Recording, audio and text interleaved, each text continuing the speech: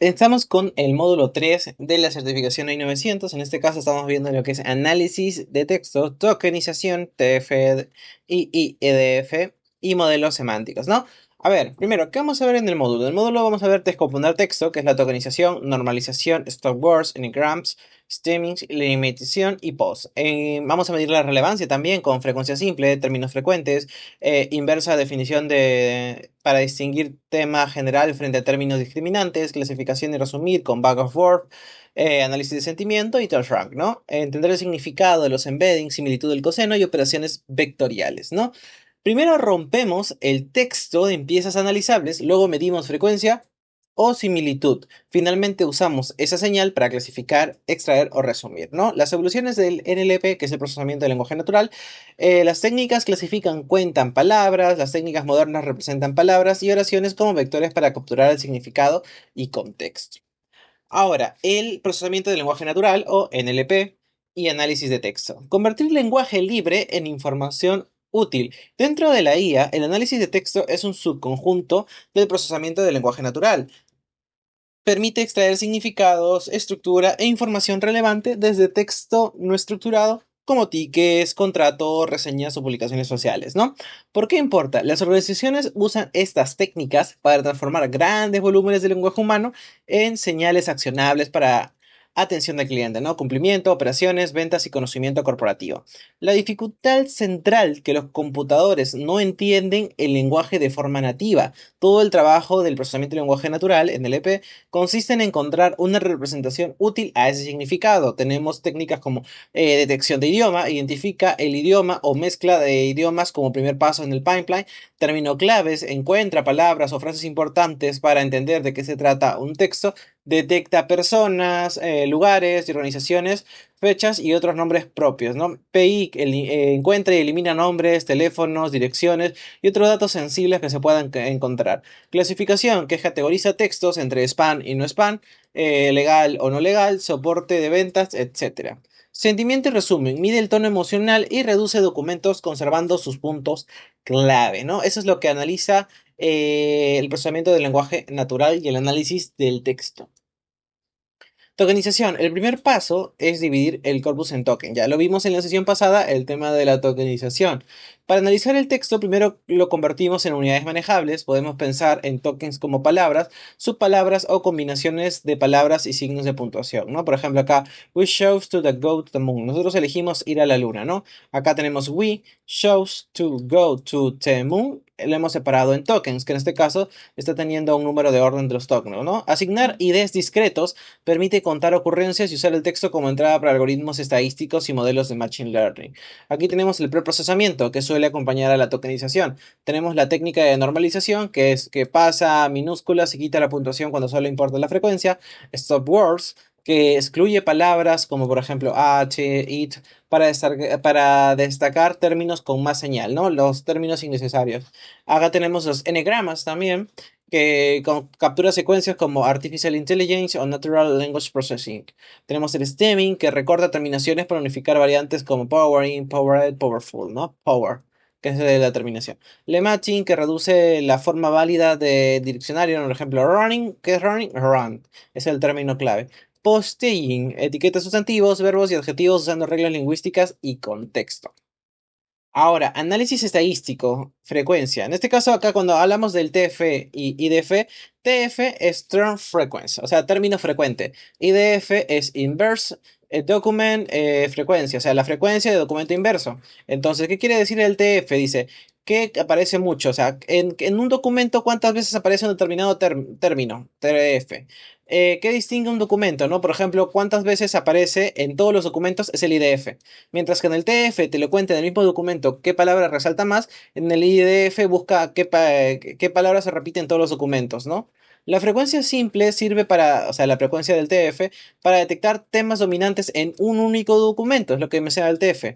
IDF, TF y DF entra en juego cuando tienes varios documentos y necesitas separar lo común de lo realmente característico, ¿no? En este caso de la frecuencia simple, que es el TF, mira, este es un documento y el texto tiene diferentes palabras, I, business, benefits, customer, decision, ¿no? En este caso lo que está haciendo es ver el término más recurrente dentro del documento, en este caso es I, ¿no? Si el texto habla repetidamente de I, business and benefits, es razonable inferir que trata sobre beneficios empresariales de la IA, ¿no? Por términos de frecuencia.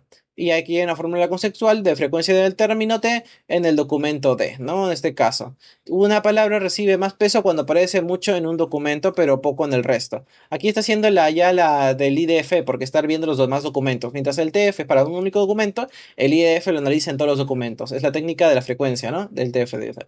Muestra A, cópialo de estudio. Los términos comunes como Microsoft, I y agente aparecen, pero los discriminantes son Declarative Copilot Studio, ¿no? Lo que está discriminando, ¿no? En AI 900, la idea central de TF y DF es fácil. Penaliza términos que aparecen en todos los documentos y premia los que son únicos en cada documento, para diferenciar los documentos entre sí. Bag of Word, bolsa de palabras y clasificación, útil cuando importa qué aparece, no tanto en el orden, ¿no? El modelo Bag of Word representa un documento con un vector de frecuencias o apariciones ignorando gramática y posición. Esta señal puede alimentar clasificadores como Naive-Bayes, ¿no? En este caso que estamos viendo un correo de spam, en este caso, por ejemplo, la cura para darse tanta cosa, En eso detecta los términos clave que estas expresiones aparecen con frecuencia en correos no deseados, o sea, correos de spam. El modelo aprende a asociarlos con la clase spam para que cuando vea otro modelo de ese tipo lo sepa clasificar como spam, por los términos frecuentes que suelen venir en esos correos. Mismo patrón para el asentimiento. El documento se convierte en un vector, luego el clasificador estima probabilidades y asigna una etiqueta como positiva o neutral, ¿no? Her service was fast and excellent. Este servicio fue rápido y excelente. Un texto, pues es un comentario positivo, ¿no? Acá está haciendo que fue rápido, listo, tiene un punto, excelente, un punto, y así va sumando, ¿no? Entonces, probabilidad más alta que de positivo, porque está sumando puntos positivos. Bolsa de palabras es simple y útil, pero no entiende bien contexto profundo. Para eso llegan las técnicas de semántica basadas en embeddings, que es lo que habíamos mencionado en la anterior sesión. ¿Cuándo conviene recordarlo? Filtrado de spam y clasificación temática básica. Análisis de sentimiento con datasets etiquetados. Escenarios donde la interpretabilidad y la simplicidad importan. Problemas donde el orden exacto de las palabras no cambia demasiado la señal principal, ¿no? Aquí es importante ver el tema de separar las palabras, puntualizar las palabras. Es ya un poco el tema de la bolsa de palabras. Cómo se analizan las palabras, tanto como peso positivo o negativo, tanto como detección de spam o no spam y clasificación, ¿no? TextRank. TextRank es resumir texto con una red de oraciones. TextRank es un algoritmo no supervisado basado en grafos. Trata cada oración como un nodo y los conecta con artistas. Artistas son esto. Los artistas son las conexiones entre nodo y nodo y estos son las representaciones de los nodos. Las oraciones más centrales se eligen para el resumen, ¿no? Imaginemos que tenemos un montón de nodos donde estamos hablando de un texto y las oraciones que están más centralizadas a la respuesta son las que se van a tener en cuenta para el tema de la predicción. Idea del algoritmo, construir un grafo de oraciones y asignar peso. Por ejemplo, este pesa, no sé, tanto, tanto, tanto, tanto. Asignar peso por suposiciones, por palabras o similitud del coseno, que es el centro. Me atoré. Iterar puntuaciones al estilo PageRank, seleccionar las frases mejor clasificadas y las más clasificadas son los que más se orientan a lo que estamos buscando y por lo cual va a ser el centro de la pregunta y de la conversación. No inventa texto nuevo, selecciona frases del documento original, resumen abstractivo, perdón, genera lenguaje nuevo que sintetiza el contenido en lo más central, ¿no? Las oraciones 1, 3 y 5 suelen quedar mejor conectadas, que es Cloud Access, Azure Platform y Rails Coast, ¿no? 1, 3 y 5 dijo, ¿no? Ya, escalabilidad. Escalable que Azure Platform. La plataforma de Azure es escalable y tiene acceso a cloud. Reduce costos también, pero las más relacionadas son estos tres, ¿no? En este caso, y eso va a ser el centro de la búsqueda. ¿Por qué? Porque ha sido rankeados por peso de importancia en el contexto. Modelos semánticos, de contar palabras a codificar significado con vectores. Los modelos semánticos representan tokens como embeddings, vectores densos con múltiples dimensiones que capturan rasgos lingüísticos y semánticos. Técnicas como WordWeg, Globe impulsaron esta idea, luego llegaron las incrustaciones, que estamos hablando de los embeddings, contextualizados y la atención, ¿no? Las palabras que se usan en contextos parecidos terminan con vectores orientados de forma similar. Eso permite comparar significado usando dos métricas vectoriales, ¿no? Por ejemplo, duck, puppy, cat, tree. Cada token se convierte en un vector multidimensional. Eso va a depender las dimensiones de las características que estamos o las relaciones semánticas que se generen.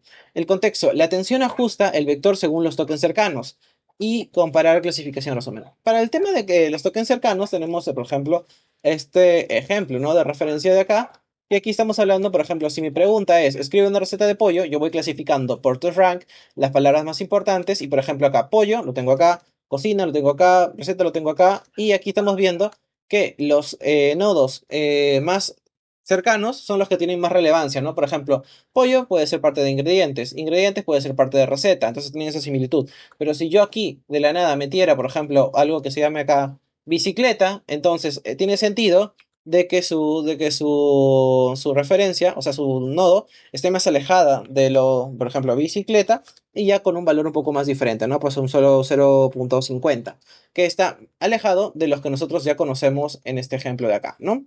Así funciona esta parte del tema del tema de los vectores cercanos. No pienses en el vector como una definición humana, piensa en él como una firma matemática, que son los números que ven, del significado aprendiendo a partir del uso del lenguaje. Ahora, aquí yo pongo solo uno porque estoy haciendo el ejemplo de una dimensión, pero luego eso puede tener múltiples dimensiones. Como puede tener una dimensión, también puede tener, por ejemplo, acá tiene tres dimensiones, acá está vector de tres dimensiones, pero puede tener más de tres dimensiones según la semántica que tenga, ¿no? El significado semántico. Acá, similitud y aritmética, similitud del coseno y operaciones vectoriales. Cómo el modelo compara y razona. Si dos vectores apuntan en direcciones parecidas, palabras con semánticas similares, ¿no? Con similitud del coseno encontramos términos relacionados con suma y resto vectorial. Capturamos analogías y transformamos, ¿no? Acá están las técnicas, ¿no? De cómo, por ejemplo, dog y cat tienen, son muy similares y tienen un porcentaje de 0.9, ¿no? Dog y tree, acá estamos viendo, tienen un 0.3, poco similitud. Porque acá dog y cat son animales, tienen una relación semántica. En cambio, dog y tree, árbol y animal, tienen poca similitud. Podría tener una similitud, sí, de que el perro pasea por un árbol, sí, pero no es más cercana, es más alejada. Mientras que dog y cat es más cercana porque son animales. Dog más young, igual puppy, y aquí. Ahora, el tema de restas y sumas, eso también va con el mano del ejemplo de aquí. Por ejemplo, la analogía del rey menos hombre menos mujer. ¿Por qué? Porque eso tiene un valor en vectores y luego a esto le vamos a aplicar una resta. Descomponemos la operación, por ejemplo, aquí en rey, ¿qué tiene? ¿Qué características tiene? ¿O qué significado semántico? Realeza y masculino. ¿Y queen qué sería? Pues entonces realeza y femenino, ¿no? Aquí lo que vamos a hacer primero es a king restarle lo man. Si king era realeza y masculino, entonces le quito el masculino porque es de man y queda realeza. Y luego le sumo woman, que es realeza y femenino. Y realeza y femenino, ¿qué era? Queen. Entonces, la operación que tengo acá de rey menos hombre más mujer es queen. Así saca la analogía a nivel de vectores, ¿no? Y aquí tenemos una representación gráfica desde eso. Aplicaciones. ¿Cómo se usan los modelos semánticos en tareas reales de análisis de texto? Una vez que el texto se presenta como vectores, puede comparar significados, encontrar el centro semántico de un documento o decidir qué categoría pertenece a un texto nuevo, ¿no? Resumen, ¿no? Busca oraciones cuyo, el summary, ¿no? Cuyo vector represente el mejor el documento completo y los extrae a una señal para generar un resumen, ¿no? Keyword, que son las palabras claves, compara cada término del vector global del documento y destaca los más centrales semánticamente. Entidades nombradas usa el vector del token y su contexto para detectar personas, lugares y organizaciones o fechas. Clasificación, agrega embeddings del documento y los compara con clase objetiva para asignar el sentimiento. Y aquí tenemos un play semántico típico, ¿no? Ahora vamos a hacer un pequeño ejercicio. Bueno, acá en la práctica ya no lo vamos a hacer, pero vamos a responder estas tres preguntas. Por ejemplo, ¿cuál es el propósito de la tokenización? ¿Traducir texto a otro idioma? No. ¿Resumir documentos extensos? No. ¿Dividir el texto en unidades más pequeñas para su análisis? Sí. ¿Qué técnica determina la importancia de palabras en un documento dentro de una colección? Naive Bayes, Word to Week, no, la frecuencia de término. ¿Qué describe mejor los vectores de incrustación NLP, que son los embedding? ¿Duplican los tokens? No. ¿Definen las palabras vacías? No. ¿Capturan las relaciones semánticas? Es lo que mencionamos a cada rato. Entonces con esto hemos acabado el módulo 3 de la preparación para I900. Todavía nos quedan unos cuantos módulos más. Espero que les haya servido esto y nos vemos en el siguiente módulo.